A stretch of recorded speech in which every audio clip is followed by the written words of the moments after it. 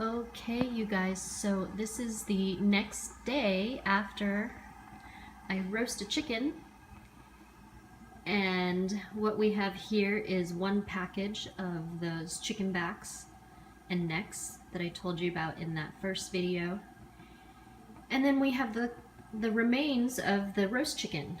Separated all the meat, etc. We still have some leftovers for today, but what I'm going to do is I'm going to put both of these into this big pot of water. So in a couple hours I will be back to show you what this pot of broth looks like.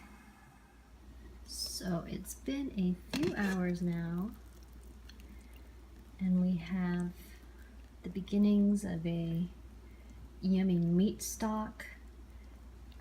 You could start to take some of this now as a meat stock during your GAPS intro.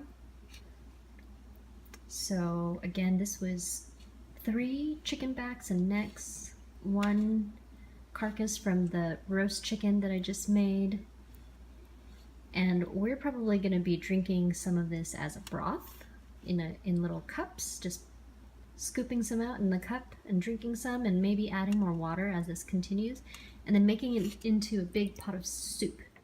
So it's probably been about another 2 hours, and this is what our broth now looks like. Now if I keep this going, if I use some of it for a soup, but keep some other broth going, then it can start to even get more of the minerals from the bones, and it starts to turn a little more cloudy even. So these are all ways that you can have your broth, and I will also be back to share how we turn this into a yummy soup.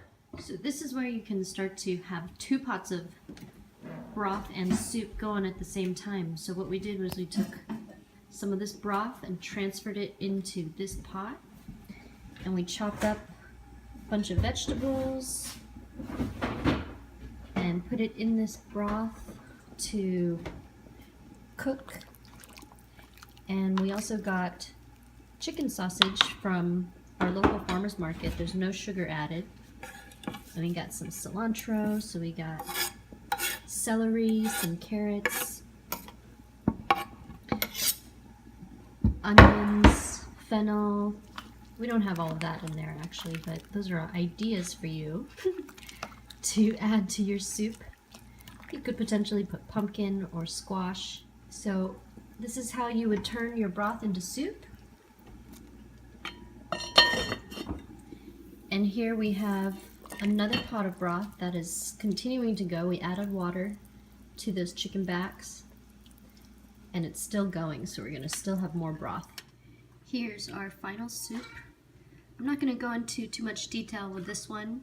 It's not necessarily Candida friendly for everybody, but mainly I wanted to show you guys how to take your broth into soup while still having more broth going. And you can use ingredients that are safe for your gut wherever you are in your healing journey. So enjoy.